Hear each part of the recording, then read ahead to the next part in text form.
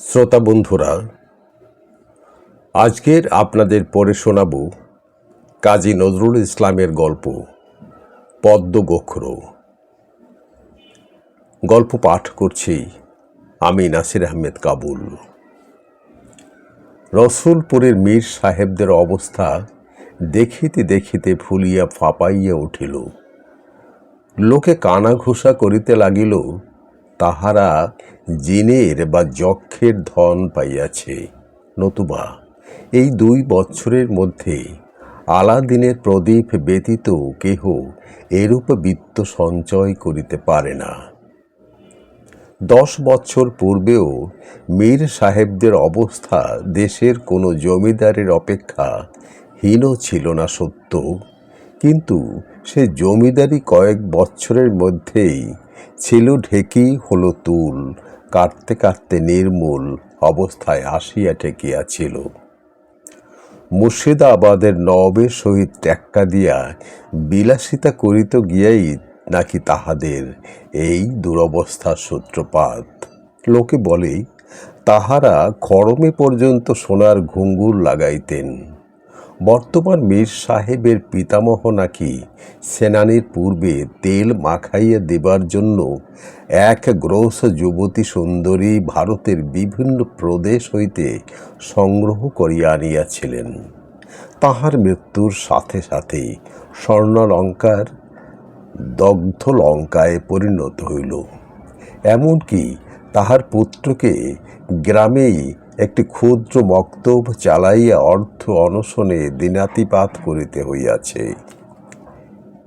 এমন পিতামহের পৌত্রের কোনো খানদানি জমিদার বংশে বিবাহ হইল না, কিন্তু যে বাড়ির মেয়ের সহিত বিবাহ হইল সে বাড়ির বংশমর্যাদা মীর সাহেবদের অপেক্ষা কম তো নয়ই, বরং অনেক বেশি।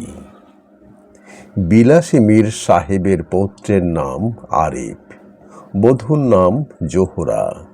জোহরার রূপের খ্যাতি চারিপাশের গ্রামে রাষ্ট্র হইয়া গিয়াছিল, কিন্তু অত রূপ আন বংশমর্যাদা সত্ত্বেও দরিদ্র সৈয়দ সাহেবের কন্যাকে গ্রহণ করিতে কোনো নবপুত্রের কোনো উৎসাহই দেখা গেল না। মেয়ে গোজে বাধা থাকিয়া বড়ি হইবে, ইহাও পিতামাতা সহ্য করিতে পারিলেন না। কাজেই নিতান্ত অনিচ্ছা সত্ত্বেও বর্তমানে দরিদ্র মক্তব শিক্ষক মীর সাহেবের পুত্র আরিফের হাতেই তাহাকে সমর্পণ করিয়া বাঁচিলেন। মীর সাহেবদের আর সমস্ত ঐশ্বর্য উঠিয়া গেলেও রূপের ঐশ্বর্য আজও এতটুকু ম্লান হয় নাই, এবং এই রূপের জ্যোতি কুতুবপুরের সৈয়দ সাহেবদের রূপ খ্যাতিকেও লজ্জা দিয়ে আসিতেছে। কাজেই আরিফ ও জোহরা যখন বর বধূ বেশে পাশাপাশি দাঁড়াইল, তখন সকলেরই চক্ষু জোড়াইয়া গেল, যেন চাঁদে চাঁদ প্রতিযোগিতা। পিতার মন খুঁত খুঁত করিলেও জোহরার মাতার মন জামাতা ও কন্যার আনন্দোজ্জ্বল মুখ দেখিয়া গভীর প্রশান্তিতে পূরিয়া উঠিল। আনন্দে, প্রেমে, আবেশে, শুভদৃষ্টির সময়ে উভয়ের ডাগর চক্ষু ডাগরতর হইল। আরিফের মাতা কিছুদিন হইতে চিররুগ্না হইয়া শয্যাশায়িনী ছিলেন। বধূমাতা আসিবার পর হইতেই তিনি সারিয়া উঠিতে লাগিলেন। আনন্দে গদগদ হইয়া তিনি বলিতে লাগিলেন, বৌমার পায়েই আমি সেরে উঠলাম, বৌমার পায়েই আমি সেরে উঠলাম, আমার ঘর আবার সোনা দানায় ভরে উঠবে। গ্রামময় এই কথা পল্লবিত হইয়া প্রচার হইয়া পড়িল যে মীর সাহেবদের সৌভাগ্য লক্ষ্মী আবার ফিরিয়া আসিয়াছে। মানুষের পয় বলিয়া কোনো জিনিস আছে কিনা জানি না, কিন্তু জোহরার মীর বাড়িতে পদার্পণের পর হইতে মীর সাহেবদের অবস্থা অভাবনীয় রূপে ভালো হইতে অধিকতর ভালোর দিকে অগ্রসর হইতে লাগিল। গ্রামই প্রথমে রাষ্ট্র হইল, মীর সাহেবদের নববধূ আসিয়াই তাহাদের পূর্বপুরুষের প্রথিত ধনরত্নের সন্ধান করিয়া উদ্ধার করিয়াছে। তাহাতেই মীর বাড়ির এই অপূর্ব পরিবর্তন। গুজবটা একেবারে মিথ্যে নয়। জোহরা একদিন তাহার শ্বশুরালয়ের জীর্ণ প্রাসাদের একটা দেওয়ালে একটা অস্বাভাবিক ফাটল দেখিয়া কৌতূহল বশেই সেটা পরীক্ষা করিতেছিল। হয়তোবা তাহার মন গুপ্ত ধনরত্নের সন্ধানে হইয়া এই কার্যে ব্রতী হইয়াছিল। তাহার কি মনে হইল, সে একটা লাঠি দিয়া সেই ফাটলে খোঁচা দিল। সঙ্গে সঙ্গে ভিতর হইতে ক্রুদ্ধ সর্পের গর্জনের মতো একটা শব্দ আসিতে সে ভয়ে পলাইয়া আসিয়া স্বামীকে খবর দিল। বলা বাহুল্য, আরিফা নববধূকে অতিরিক্ত ভালোবাসিয়ে ফেলিয়াছে। শুধু আরিফ নয়, শ্বশুর শাশুড়ি পর্যন্ত জোহরাকে অত্যন্ত সুনজরে দেখিয়াছিলেন। জোহরার এই হঠকারিতায় আরিফ তাহাকে প্রথমে বকিল, তাহার পর সেইখানে গিয়ে দেখিল সত্য সত্যই ফাটলের ভিতর হইতে সর্প গর্জন দ্রুত হইতেছে। সে তাহার পিতাকে বাহির হইতে ডাকিয়া আনিল। পুত্র অপেক্ষা পিতা একটু বেশি দুঃসাহসী ছিলেন। তিনি বলিলেন, ও সাপটাকে মারতেই হবে, নইলে কখন বেরিয়ে কাউকে কামড়িয়ে বসবে। ওর গর্জন শুনে মনে হচ্ছে ও নিশ্চয়ই জাত সাপ। বলিয়াই বধূমাতাকে মৃদু তিরস্কার করিলেন। স্থানটা জঙ্গলাকীর্ণ হইয়া গিয়াছিল। অতি সন্তর্পণে তাহার খানিকটা পরিষ্কার করিয়া বার কত খোঁচা দিতেই একটা বৃহৎ দুগ্ধ ধবল গোখ্র সাপ বাহির হইয়া আসিল। মস্তকে তাহার সিঁদুর বর্ণচক্র বা খড়মের চিহ্ন। আরিফ সাপটাকে মারিতে উদ্যত হইতেই পিতা বলিয়া উঠিলেন, মারিস নে, মারিস নে, ও বাস্তু সাপ। দেখছিস নে, ও যে পদ্মগোখ্র। আরিফের উদ্ধত ষষ্ঠী হাতেই রহিয়া গেল। জঙ্গলের মধ্যে পদ্মগোখ্র রূপী বাস্তু সাপ অদৃশ্য হইয়া গেল। সকলে চলিয়া আসিতেছিল। জোহরা আরিফকে আড়ালে রাখিয়া বলিল, তোমরা যখন সাপটাকে খোঁচাচ্ছিলে তখন কেমন একরকম শব্দ হচ্ছিল। ওখানে নিশ্চয়ই কাঁসা বা পিতলের কোনো কিছু আছে। আরিফের চক্ষু আনন্দে উজ্জ্বল হইয়া উঠিল। সে আসিয়া তাহার পিতাকে বলিতে তিনি প্রথমে বিশ্বাস করিলেন না। বলিলেন, কই রে, সেরকম কোনো শব্দ তো শুনিনি। আরিফ বলিল, আমরা তো সাপের ভয়ই অস্থির, কাজেই শব্দটা হয়তো শুনতে পাইনি। পিতা পুত্রের সন্তর্পণে দেওয়ালের 2-4টি ইট সরাতেই দেখিতে পাইলেন, সত্যি ভিতরে কি চকচক করিতেছে। পিতা পুত্র তখন পরম উৎসাহে ঘণ্টা 2 পরিশ্রমের পর যাহা উদ্ধার করিলেন তাহাকে যক্ষের ধন বলা চলে না, কিন্তু তাহা সামান্য নয়, বিশেষ করিয়া তাহাদের বর্তমান অবস্থায়। একটি নাতি বৃহৎ পিতলের কলসি বাদশাহী আস্বাদিতে পূর্ণ, কিন্তু এই কলসি উদ্ধার করিতে তাহাদের জীবন প্রায় বিপন্ন হইয়া উঠিয়াছিল। কলসি উদ্ধার করিতে গিয়ে আরিফ দেখিল সেই কলসির কণ্ঠ জড়াইয়া আর একটা পদ্মগোখ্র। আরিফ ভয় 10 হাত পিছাইয়া গিয়া বলিয়া উঠিল, ওরে বাপরে, সাপটা আবার এসেছে ওইখানে। জোহরা অনুচ্চ কণ্ঠে বলিল, না, ওটা আর একটা, ওটারই জোড়া হবে বোধ হয়। প্রথমটা ওই দিকে চলে গেছে, আমি দেখেছি। কিন্তু এ সাপটা প্রথম হোক বা অন্য একটা হোক, কিছুতেই কলসি ছাড়িয়া যাইতে চায় না, অথচ পদ্মগোখ্র মারিতেও নাই। কলসি কণ্ঠ জড়াইয়া থাকিয়াই পদ্মগোখ্র তখন মাঝে মাঝে ফণা বিস্তার করিয়া ভয় প্রদর্শন করিবার চেষ্টা করিতেছে। জোহরার মাথায় কি খেয়াল চাপিল, সে তাড়াতাড়ি এক বাটি দুধ আনিয়া নির্ভয়ে কলসির একটু দূরে রাখিতেই সাপটা কলসি ত্যাগ করিয়া শান্তভাবে দুগ্ধ পান করিতে লাগিল। জোহরা সে অবসরে পিতলের কলসি তুলিয়া লইল। সাপটা অনায়াসে তাহার হাতে ছোবল বাড়িতে পারিত, কিন্তু সে কিছু করিল না। এক মনে দুগ্ধ পান করিতে করিতে এই ঝিঝি পোকার মতো এক প্রকার শব্দ করিতে লাগিল। একটু পরেই আর একটা পদ্মগোখ্র আসিয়া সেই দুগ্ধ পান করিতে লাগিল। জোহরা বলিয়া উঠিল, ওই আগের সাপটা, এখনো গায়ে খোঁচার দাগ রয়েছে।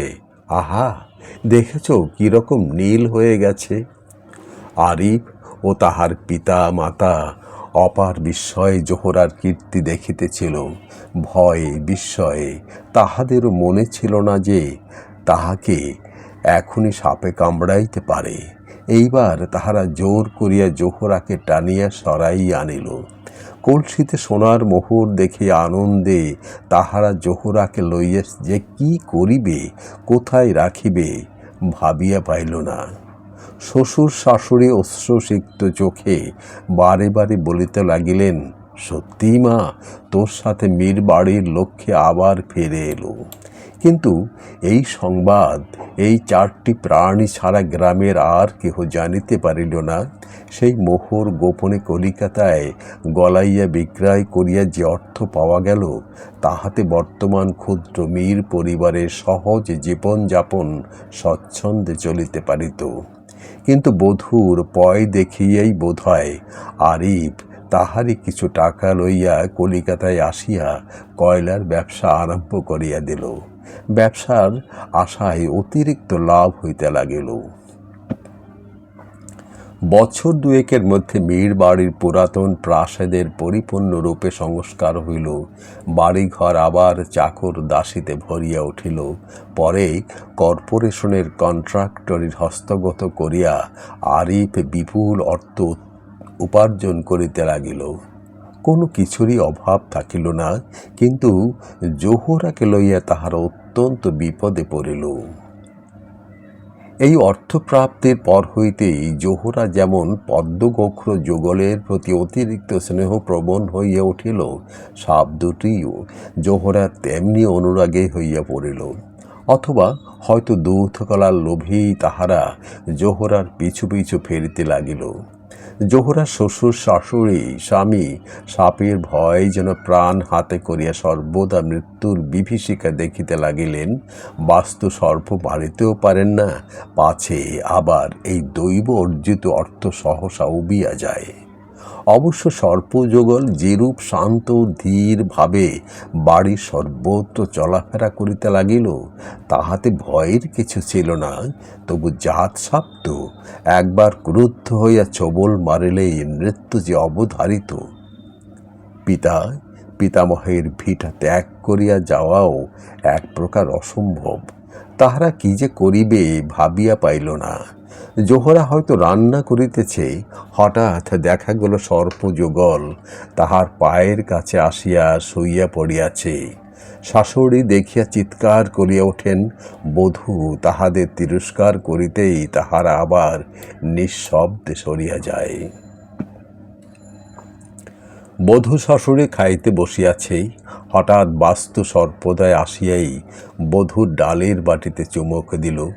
দুগ্ধ নয় দেখে ক্রুদ্ধ গর্জন করিয়া উঠিতেই বধূ আসিয়া অপেক্ষা করিতে বলিতেই ফনা নামাইয়া শুইয়া পড়ে। বধূ দুগ্ধ আনিয়া দেয়, খাইয়া তাহারা কোথায় অদৃশ্য হইয়া যায়। ভয়ে শাশুড়ির পেটের ভাত চাল হইতে যায়। ইহাও সহ্য হইয়াছিল, কিন্তু সাপ দুইটি এইবার যে উৎপাত আরম্ভ করিল, তাহাতে জোহরার স্বামী বাড়ি ছাড়িয়া কলিকাতা পালাইয়া বাঁচিল। গভীর রাত্রে কাহার হিমে স্পর্শে আরিফের ঘুম ভাঙিয়া যায়। উঠিয়া দেখে তাহারই শয্যা পাশেই পদ্মগোখ্রদ্বয় তাহার বধূর বক্ষে আশ্রয় খুঁজিতেছে। সে চিৎকার করিয়া পলাইয়া আসিয়া বাহির বাটিতে শয়ন করে। জোহরা তিরস্কার করিলে তাহারা ফিরিয়া চলিয়া যায়, কিন্তু আবার কিছুক্ষণ পরে ভীত সন্তানের মতো তাহারা ফিরিয়া আসিয়া তাহার পায়ে লুটাইয়া লুটাইয়া যেন কি মিনতি জানায়। জোহরা চক্ষু জলে ভরিয়া ওঠে, আর তিরস্কার করিতে পারে না। বেদিনীদের মতো নির্বিকার নিঃসঙ্গ চিত্তে তাহাদের আদর করে, পার্শ্বে ঘুমাইতে দেয়। জোহরার বিবাহের 1 বৎসরের মধ্যে তাহার 2টি যমজ সন্তান হইয়াই আতুরে মারা যায়। জোহরার স্মৃতিপটেই সেই শিশুদের ছবি জাগিয়া ওঠে। তাহার ক্ষুধাতুর মাতৃচিত্ত মনে করে তাহার সেই দুরন্ত শিশু যুগলই যেন অন্য রূপ ধরিয়া তাহাকে ছলনা করিতে আসিয়াছে। তাহাদের মৃত্যুতে যে দংশন জ্বালা সহ্য করিয়া সে আজও বাঁচিয়া আছে, ইহারা যদি দংশনই করে তবুও তাহার অপেক্ষা ইহাদের দংশন জ্বালা বুঝি তীব্র নয়। স্নেহ বুভুক্ষু তরুণী মাতার সমস্ত হৃদয় মন করুণায় স্নেহে আপ্লুত হইয়া ওঠে। ভয় ডর কোথায় চলিয়া যায়, আবিষ্টের মতো সে ওই সর্প শিশুদের লইয়া আদর করে, ঘুম পাড়ায়, সস্নেহে তিরস্কার করে। স্বামী অসহায় ক্রোধে বলিতে থাকে, কিন্তু কোনো উপায়ও নাই।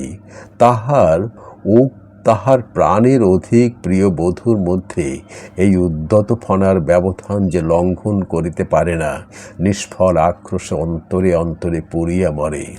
পয়বন্ত বধূ তাহার উপরে রাগ করিতেও পারে না। রাগ করিয়াই বা করিবে কি? তাহার তো কোনো অপরাধ নাই। একদিন সে ক্রোধ বশে বলিয়াছিল, জোহরা, তোমাকে ছেড়ে চাই না ওই ঐশ্বর্য, মেরে ফেলিও দুটিকে। এর চেয়ে আমার দারিদ্র্য ঢের বেশি শান্তিময় ছিল। জোহরা 2 চক্ষুতে অশ্রু ভরা আবেদন লইয়া নিষেধ করে, বলে, ওরা আমার ছেলে, ওরা তো কোনো ক্ষতি করে না, কাউকে কামড়াতে জানে না তো ওরা। আরিফ ক্রুদ্ধ হইয়া বলে, তোমার দংশন করে না ওরা, কিন্তু ওদের বিষের জ্বালায় আমি পুড়ে মলুম। আমার কি ক্ষতি যে ওরা করছে তা তুমি বুঝবে না। এর চেয়ে যদি ওরা সত্যি সত্যিই দংশন করত, তাও আমার পক্ষে এভাবে বেঁচে থাকার চেয়ে ঢের বেশি সুখের হতো। জোহরা উত্তর দেয় না, নীরবে অশ্রুমোচন করে। ইহারা যে তাহারই মৃত খোকাদের অন্যরূপী আবির্ভাব বলিয়া সে মনে করে, তাহাও সে মুখ ফুটিয়া বলিতে পারে না, সংস্কারে বাধে। পিতা পুত্র ও মাতা শেষে স্থির করিলেন, জোহরাকে কিছুদিনের জন্যে তাহার পিত্রালয়ে পাঠাইয়া দেওয়া হোক। হয়তো সেখানে গিয়া সে ইহাদের ভুলিয়া যাইবে এবং সর্পযুগলও তাহাকে দেখিতে না পাইয়া অন্য কোথাও চলিয়া যাইবে। একদিন প্রত্যুষে সহসা আরিফের পিতা জোহরাকে ডাকিয়ে বলিল, মা, বহুদিন বাপের বাড়ি যাওনি। তোমার বাবাকে 2-3 বার ফিরিয়ে দিয়ে অন্যায় করেছি, আজ আরিফ নিয়ে যাবে, তুমি কিছুদিন সেখানে কাটিয়ে এসো। জোহরা সব বুঝিল, বুঝিয়াও প্রতিবাদ করিল না, নীরবে অশ্রুমোচন করিয়া চলিয়া গেল। যাইবার সময় কিন্তু সাপ 2টিকে কোথাও দেখিতে পাইল না। আরিফ বধূকে তাহার পিত্রালয়ে রাখিয়া ব্যবসা দেখিতে কলিকাতায় চলিয়া গেল। জোহরার পিতামাতা কন্যার নিরাভরণ রূপী দেখিয়া আসিয়াছেন। আজ সেই যখন শালঙ্কারা বেশে স্বর্ণকান্তি স্বর্ণভূষিতে ঢাকিয়া গৃহে পদার্পণ করিল, দরিদ্র পিতামাতা তখন যেন নিজের চক্ষুকে বিশ্বাস করিতে পারিলেন না। কন্যা জামাতাকে যে কোথায় রাখিবেন ভাবিয়া পাইলেন না। 2-1 দিন যাইতে না যাইতে পিতা মাতা দেখিলেন কন্যার মুখের হাসি শুকাইয়া গিয়াছে। সে সর্বদা যেন কাহার চিন্তা করে, সকল কথায় কাজে তাহার অন্যমনস্কতা ধরা পড়ে। মাতা একদিন কন্যাকে আড়ালে ডাকিয়া বলিলেন, হ্যাঁ রে, আরিফকে চিঠি লিখব আসতে। কন্যা লজ্জায় মরিয়া গিয়ে বলিল, না মা, উনি তো শনিবারেই আসবেন। জামাই আসিল, তবু কন্যার চোখে মুখে পূর্বের মতো সে দীপ্তি দেখা গেল না। মাতা কন্যাকে বলিলেন, সত্যি বলতো জোহরা, তোর কি জামাইয়ের সঙ্গে ঝগড়া হয়েছে? জোহরা ম্লান হাসি হাসিয়ে বলিল, না মা, উনি তো আগের মতোই আমায় ভালোবাসেন। বাড়িতে আমার দুটি খোকাকে ফেলে এসেছি, তাই মন কেমন করে। জোহরার মাতা আরিফের এই হঠাৎ অর্থপ্রাপ্তির রহস্য কিছু জানতেন না। কন্যার যমজ সন্তান হইয়া মারা গিয়াছে এবং ওই বাড়ির প্রথা মতো সেই সন্তান দুইটিকে বাড়িরই সম্মুখে মাঠে গোড় দেওয়া হইয়াছে জানিতেন। মনে করিলেন কন্যা তাহাদেরই স্মরণ করিয়া কথা বলিল। গোপনে অশ্রু মুছিয়া তিনি কার্যান্তরে চলিয়া গেলেন। দেখিতে দেখিতে 6 মাস চলিয়া গেল। জোহরাকে লইয়া যাইবার জন্য কেহ কোনো কথা বলে না। জোহরার পিতামাতা অপেক্ষাও জোহরা বেশি ক্রুদ্ধ হইল। কি তাহার অপরাধ খুঁজিয়া পাইল না। স্বামী প্রতি শনিবার আসে, কিন্তু অভিমান করিয়াই সে কোনো কথা জিজ্ঞাসা করে না। মাতা কিন্তু থাকিতে পারিলেন না। একদিন জামাতাকে বলিলেন, বাবা, জোহরা তো একরকম খাওয়া দাওয়াই ছেড়ে দিয়েছে, ওর কি কোনো রোগ ব্যারাম হইল? তাও তো বুঝি নে। দিন দিন শুকিয়ে মেয়ে যে কাঠ হয়ে যাচ্ছে। আরিফের অন্তর কাঁপিয়া উঠিল। বিষাক্ত সাপকে যে মানুষ এমন করিয়া ভালোবাসিতে পারে, ইহা সে কল্পনাও করিতে পারে নাই। সে ভাবিতে লাগিল, জোহরা কি উন্মাদিনী? হঠাৎ তাহার মনে হইল, জোহরার মাতামহ বিখ্যাত সর্পতত্ত্ববিদ ছিলেন। ইহার মাঝে হয়তো সে সাধনায় পুনর্জীবন লাভ করিয়াছে।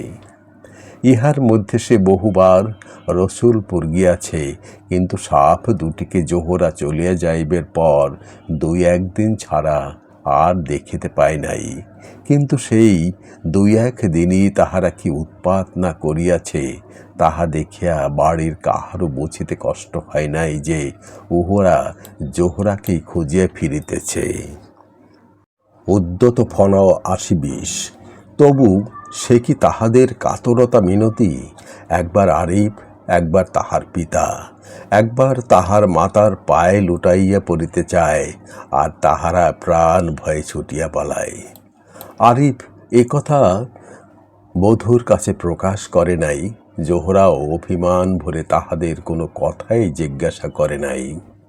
জামাতা কন্যাকে লইয়া যাইবার জন্য কোনরূপ ঔৎসুক্য প্রকাশ করিতেছে না দেখিয়া জোহরার পিতা একদিন আরিফকে বলিলেন, বাবা, জানো তো আমরা কত গরিব। মেয়ে তো শয্যা নিয়েছে, দেশে যা দুর্দিন পড়েছে তাতে আমরা খেতেই পাচ্ছি নে। মেয়ের চিকিৎসা তো দূরের কথা, মেয়েটা এখানে থেকে বিনা চিকিৎসায় মারা যাবে। তার চেয়ে তুমি কিছুদিনের জন্য ওকে কলকাতার বাড়িতে নিয়ে যাও, তারপর ভালো হলে ওকে আবার রেখে যেও। বলিতে বলিতে চক্ষু সজল হইয়া উঠিল। স্থির হইল, আগামী করল সে প্রথমে জোহরাকে কলিকাতায় লইয়া যাইবে। সেখানে ডাক্তার দেখাইয়া একটু সুস্থ হইলে তাহাকে রসুলপুরে লইয়া যাইবে। রাত্রে আরিফের কিসের শব্দে ঘুম ভাঙিয়া গেল। সে চক্ষু মেলিয়েই দেখিল, তাহার শিয়রে একজন কে উন্মুক্ত তরবারি হস্তে দাঁড়াইয়া এবং পাশেই কামরায় আর একজন লোক, বোধহয় স্ত্রীলোক, জোহরার বাক্স ভাঙিয়া তাহার অলঙ্কার অপহরণ করিতেছে। ভয়ে সে মৃতবৎ হইয়া রহিল। তাহার চিকিৎসা করিবার ক্ষমতা পর্যন্ত কে যেন অপহরণ করিয়া লইয়াছে। কিন্তু ভয় পাইলেও তাহার মনে কেমন সন্দেহ হইল। স্ত্রীলোক ডাকাত। সে ঈষৎ চক্ষু খুলিয়া তাহাকে চিনিবার চেষ্টা করিতে লাগিল, কিন্তু বাহিরে এমন ভান করিয়া পড়িয়া থাকিল যেন সে অঘরে ঘুমাইতেছে। যে ঘরে সে ও জোহরা শয়ন করিয়াছিল তাহার পাশে আরেকটি কামরা, স্বল্প আয়তন। সেই কামরায় একটি স্টিলের ট্যাঙ্কে জোহরার গহনাপত্র থাকিত, প্রায় 20,000 টাকার গহনা।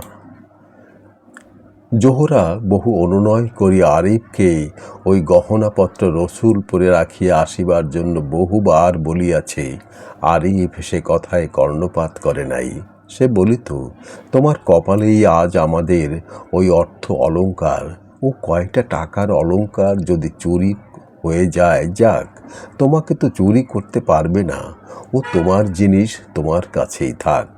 আর তাছাড়া তোমার বাবা এ অঞ্চলের পীর, ওর ঘরে কেউ চুরি করতে সাহস করবে না। আরিফ নিজের চক্ষুকে বিশ্বাস করিতে পারিল না, যখন দেখিল ওই মেয়ে ডাকাত আর কেউ নয়, সে তাহার শাশুড়ি, জোহরার মাতা।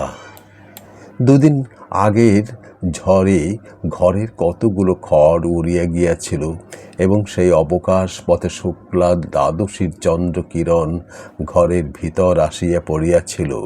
শাশুড়ি সমস্ত অলঙ্কারগুলি পোটলায় বাঁধিয়া চলে আসিবার জন্য মুখ ফেরাইতেই তাহার মুখে চন্দ্রের কিরণ পড়িল এবং সেই আলোকে আরিফ যাহার মুখ দেখিল, তাহাকে সে মাতার অপেক্ষাও ভক্তি করে।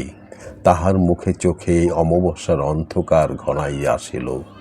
এ কুৎসিত এত পৃথিবী, এত কুৎসিত এই পৃথিবী।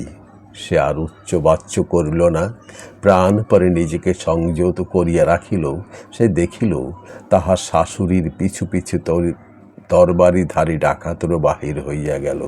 তাহারা উঠানে আসিয়া নামিতেই সে উঠিয়া বাতায়ন পথে দেখিতে পাইল ওই ডাকাত আর কেহ নয়, তাহারই শ্বশুর।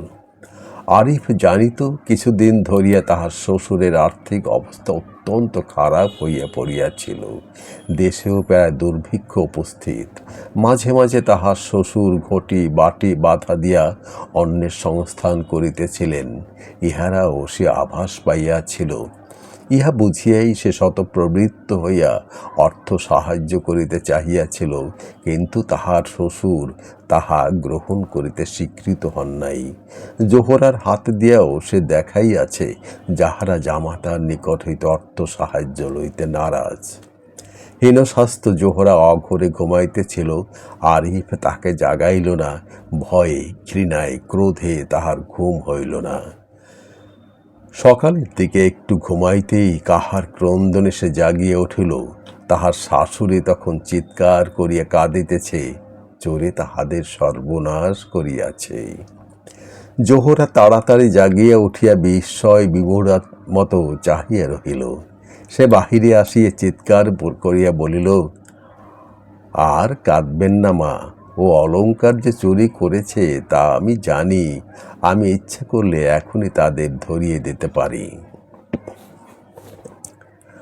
বলা বাহুল্য, এই মুহূর্তে শাশুড়ির ক্রন্দন থামিয়া গেল। শ্বশুর শাশুড়ি দুইজন পরস্পরের মুখ চাওয়াচাই করিতে লাগিল। আরিফ বাহিরে চলিয়া যাইতেছিল। হঠাৎ শ্বশুর জামাতার হাত ধরিয়া বলিল, কে বাবা সে চোর? দেখেছ? সত্যি দেখেছ তাকে? আরিফ অবজ্ঞার হাসি হাসিয়া বলিল, জি হ্যাঁ, দেখেছি। কলিকাল কিনা, তাই সব কিছু উল্টে গেছে। যার চুরি গেছে তারই চোরের হাত চেপে ধরার কথা। এখন কিন্তু চোরই যার চুরি গেছে তার হাত চেপে ধরে। শ্বশুর যেন আহত হইয়া হাত ছাড়িয়া দিল। আরিফ জোহরাকে ডাকিয়া রাত্রির সমস্ত ব্যাপার বলিল ও ইঙ্গিতে ইহাও জানাইল যে হয়তো এই ব্যাপারে তাহারও হাত আছে। জোহরা মূর্ছিত হইয়া পড়িয়া গেল। তাহার মূর্ছিয়া ভাঙ্গিবার পর আরিফ বলিল, সে এখনই এ বাড়ি ছাড়িয়া চলিয়া যাইবে। এই নরকপুরীতে সে আর এক মুহূর্ত থাকিবে না। শ্বশুর শাশুড়ি যেন পাথর হইয়া গিয়াছিল। এমনকি জোহরার মূর্ছাও আরিফই ভাঙাইল। পিতা মাতা কেহ আসিয়া সাহায্য করিল না। আরিফ চলিয়া যাইবার উদ্যোগ করিতেই জোহরা তাহার পায়ে লুটাইয়া পড়িল, আমাকে নিয়ে যাও, আমাকে এখানে রেখে যেও না। খোদা জানেন, এই তোমার গা ছুঁয়ে বলছি, আমি কোনো অপরাধ করিনি। আরিফ জোহরার কান্না কাটিতে রাজি হইল তাহাকে কলিকাতা লইয়া যাইতে। স্বামীর নির্দেশ মতো জোহরা পিতা মাতাকে আর কিছুই প্রশ্ন করিল না। চলিয়া যাইবার সময় জোহরার পিতা মাতা ছুটিয়া আসিয়া কন্যা জামাতার হাত ধরিয়া কান্নাকাটি করিতে লাগিল। তাহারা বাসি মুখে বাড়ি ছাড়িয়া যাইতে পারে না, অন্তত সামান্য কিছু খাইয়া লইয়া তবে তাহারা যেন যায়। আরিফ হাঁপাইয়া উঠিতেছিল। এ বাড়ির বায়ুতেও যেন কিসের প্রতিগন্ধ, তবু সে খাইয়া যাইতে রাজি হইল। সে আজ দেখিবে মানুষের ভণ্ডামির সীমা কত দূর। জোহরা যত জিদ করিতে লাগিল সে বাড়িতেই আর জল স্পর্শ করিবে না, আরিফ ততই জিদ ধরিল, না, সে খাইয়েই যাইবে। জোহরা তাহার প্রতিজ্ঞা রক্ষা করিল, সে কিছু খাইল না। আরিফ কিন্তু খাইবার মিনিট কয়েকের মধ্যেই বমির পর বমি করিতে লাগিল। জোহরা আবার মূর্ছিত হইয়া পড়িল। সে মূর্ছার পূর্বে মায়ের দিকে তাকাই একটি কথা বলিয়াছিল, রাক্ষসী। আরিফের বুঝিতে বাকি রহিল না যে সে কি খাইয়াছে, কিন্তু এখানে থাকিয়া মরিলে চলিবে না। এই মৃত্যুর ইতিহাসে তাহার পিতা মাতাকে বলিয়া যাইবে। সে ঊর্ধ্বশ্বাসে স্টেশনে অভিমুখে চলিল। স্টেশনে পৌঁছিয়াই সে ভীষণ রক্ত বমন করিতে লাগিল। রক্ত বমন করিতে করিতেই সে প্রায় চলন্ত ট্রেনে গিয়া উঠিয়া পড়িল। ট্রেন তখন ছাড়িয়া দিয়াছে। স্টেশন মাস্টার চিৎকার করিতে করিতে সে তখন ট্রেনে গিয়া উঠিয়া বসিয়াছে।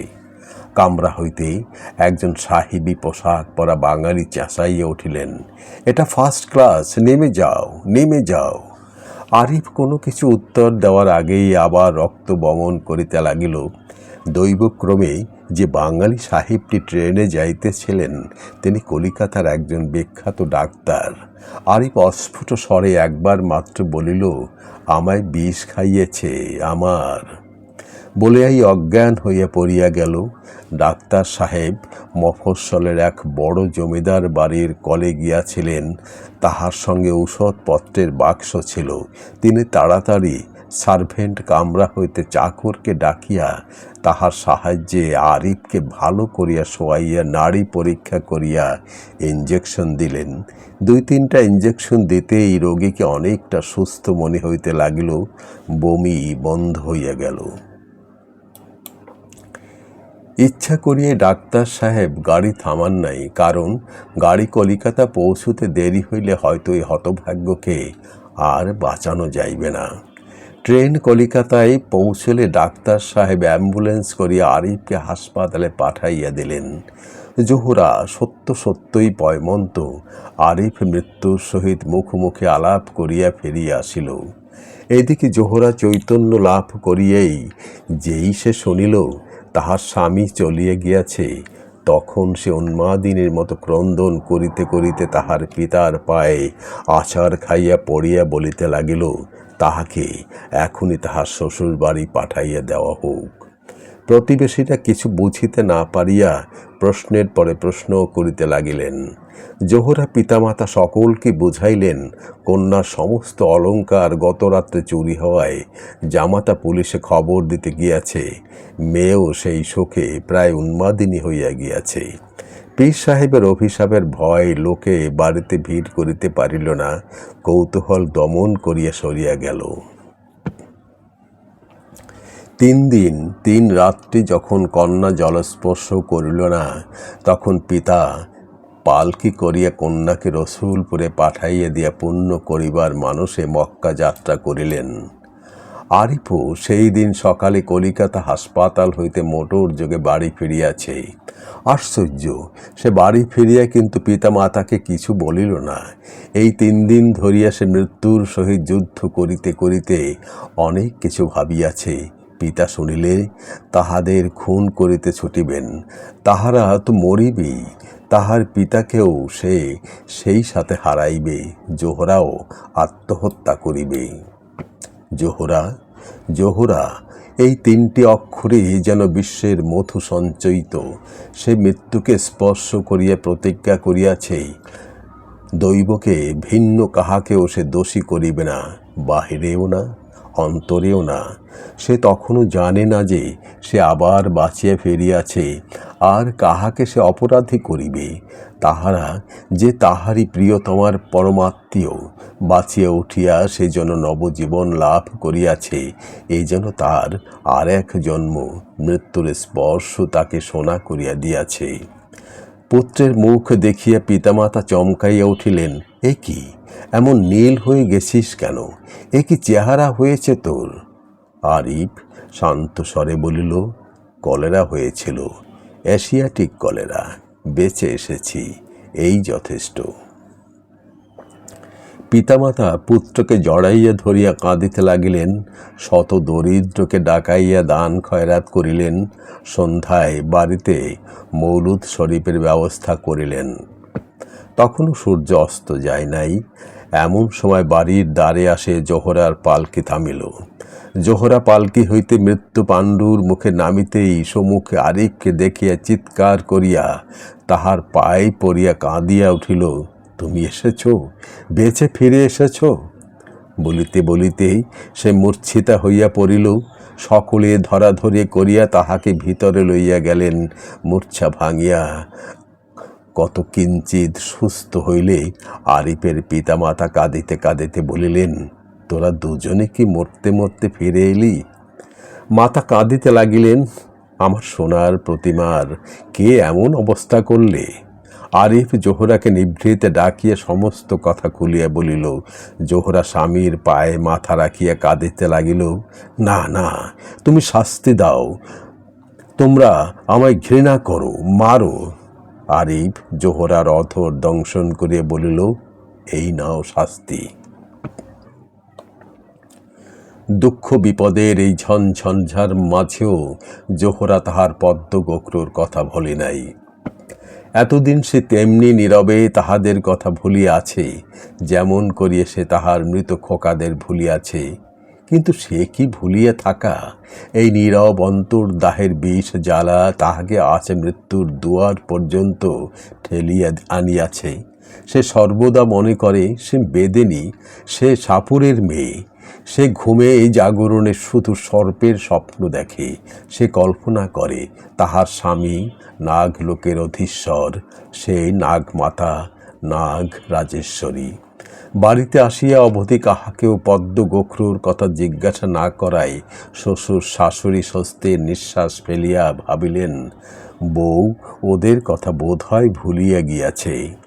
গভীর রাত্রে জোহরা স্বপ্নে দেখিতেছিল তাহার মৃত খোকা দুইজন যেন আসিয়া বলিতেছে, মাগো বড় খিদে, কতদিন আমাদের দুধ দাওনি, আমরা কবরে শুয়ে আছি, আর উঠতে পারিনি, একটু দুধ, বড় খিদে। খোকা খোকা বলিয়া চিৎকার করিয়া কাঁদিয়া জোহরা জাগিয়া উঠিল। দেখিল স্বামী ঘুমাইতেছে। প্রদীপ জ্বালিয়া কি যেন অন্বেষণ করিল, কেহ কোথাও নাই। সে আজ উন্মাদিনী, সে আজ শোকাতুর মা, সে পুত্রহারা জননী। তাহার হারা খোকা ডাক দিয়াছে, তাহারা 6 মাস না খাইয়া আছে। পাগলের মতো সে দ্বার খুলিয়া বাহির হইয়া গেল। বাড়ির সম্মুখেই মীর পরিবারের গোরস্থান। ক্ষীণশিখা প্রদীপ লইয়া উন্মাদিনী মাতা 2টি ছোট্ট কবরের পাশে আসিয়া থামিল। পাশাপাশি 2টি ছোট্ট কবর, যেন 2টি যমজ ভাই গলাগলি করিয়া শুইয়া আছে। শিয়রে 2টি কৃষ্ণচূড়ার গাছ জোহরাই স্বহস্তে রোপণ করিয়াছিল, এইবার তাহাতে ফুল ধরিয়াছে। রক্তবর্ণের ফুলে ফুলে কবর 2টি ছাইয়া গিয়াছে। মাতা হাক ডাকিয়া কাঁদিয়া উঠিল, খোকা খোকা, কে তোদের এত ফুল দিয়াছে বাবা? খোকা মূর্ছিত হইয়া পড়িয়াছিল। না, ওই কবর ধরিয়া কাঁদিতে কাঁদিতেই ঘুমাইয়া পড়িয়াছিল। জানি না, জাগিয়া উঠিয়াই জোহরা দেখিল তাহার বুকে কুণ্ডলি পাকাইয়া সেই পদ্ম গোখরু যুগল। জোহরা উন্মাদের মতো চিৎকার করিয়া উঠিল, খোকা, আমার খোকা, তোরা এসেছিস, তোদের মাকে মনে পড়ল। জোহরা আবেগে সাপ 2টিকে বুকে চাপিয়া ধরিল। সর্প 2টিও মালার মতো তাহার কণ্ঠ বাহু জড়াইয়া ধরিল। তখন ভোর হইয়া গিয়াছে। জোহরা দেখিল পদ্ম গোখ্রদয়ে সে দুগ্ধ ধবল কান্তি আর নাই, কেমন যেন শীর্ণ মলিন হইয়া গিয়াছে।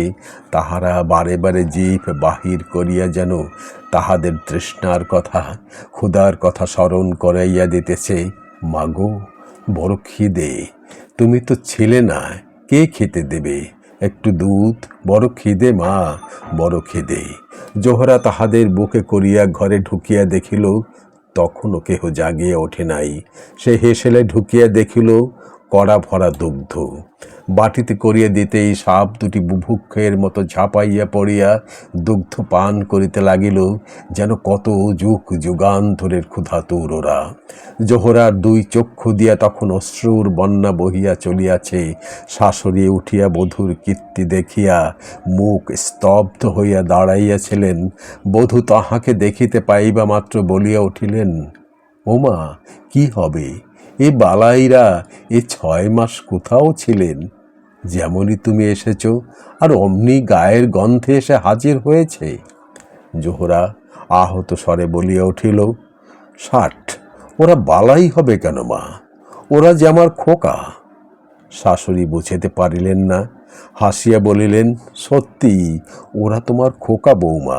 তুমি চলে যাবার পর আমরা 2-1 দিন ওদের দুধ দিয়েছিলাম। ওমা, শুনলে অবাক হবে, ওরা দুধ ছুলেই না, চলে গেল। সাপও মানুষ চেনে, কলিকালে আরও কত কি দেখব।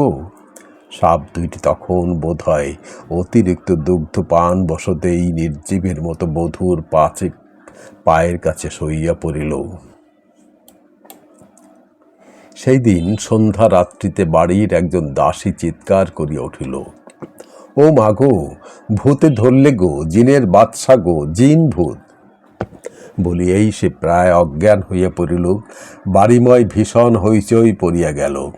আরিফের মাতা তখন আরিফকে ডাকিয়ে বলিতেছিলেন, আরে বৌমা যে আবার পোয়াতি, তা তো বলিস নে, ওর যে ব্যথা উঠছে। আরিফ বলিতেছিল, কিন্তু এখন তো ব্যথা ওঠার কথা নয় মা, মোটে তো 7 মাস। এমন সময় বাড়িময় শোরগোল উঠিল, ভূত ভূত, একদিরে ওয়ালা ভূত। বাড়ির চাকর চাকরানি সকলে বলিল, তাহারা সচক্ষে দেখিয়াছে জ্যান্ত ভূত। আকাশে গিয়া তাহার মাথা ঠেকিয়াছে, বাড়ির মধ্যে আম গাছ তলায় দাঁড়াইয়া আছে। আরিফের মাতা লণ্ঠন লইয়া বাহির হইয়া আসিলেন। সত্যই তো, কে যেন গাছতলায় প্রেত মূর্তির মতো দাঁড়াইয়া। তাহাদের পিছনে পিছনে যে ভূত দেখিতে জোহরাও বাহির হইয়া আসিয়াছিল, তাহা কেহ দেখে নাই। হঠাৎ ভূত চিৎকার করিয়া উঠিল, ওরে বাপরে, সাপে খেলো রে। জোহরা চিৎকার করিয়া উঠিল, বাবা তুমি? আরিফের মাতাও বলিয়া উঠিল, হ্যাঁ বেয়াই। জোহরা তখন চিৎকার করিতেছে, ও সত্যিই ভূত, বাবা নয়, বাবা নয়, ও ভূত, ওকে মারো, মেরে বের করে দাও। হঠাৎ শুনিতে পাইল ভূত যেন যষ্টি দ্বারা নির্দয়ভাবে কাহাকে প্রহার করিতে করিতে চিৎকার করিতেছে, ওরে বাপরে, সাপে খেয়ে ফেললে আমায়, সাপে খেয়ে ফেলল।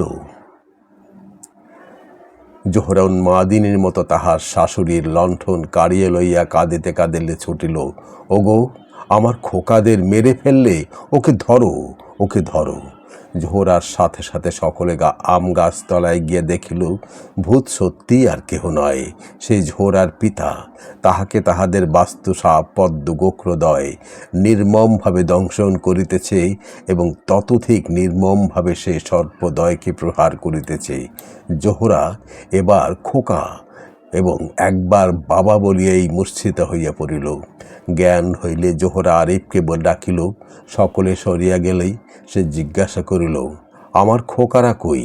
আমার পদ্ম গোখ্র, আমার বাবা?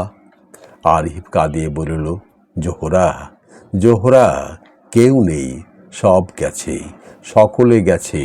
তোমার বাবা মরেছেন পদ্ম গোখ্রের কাবরে, তোমার মা মারা গেছেন কলেরা হয়ে, ওরা মক্কা যাচ্ছিলেন। তোমার মা রাস্তায় মারা গেলে তোমার বাবা অনুতপ্ত হয়ে তোমার শেষ দেখা দেখতে আসেন লুকিয়ে। লুকিয়েই হয়তো তোমায় দেখে চলে যেতেন।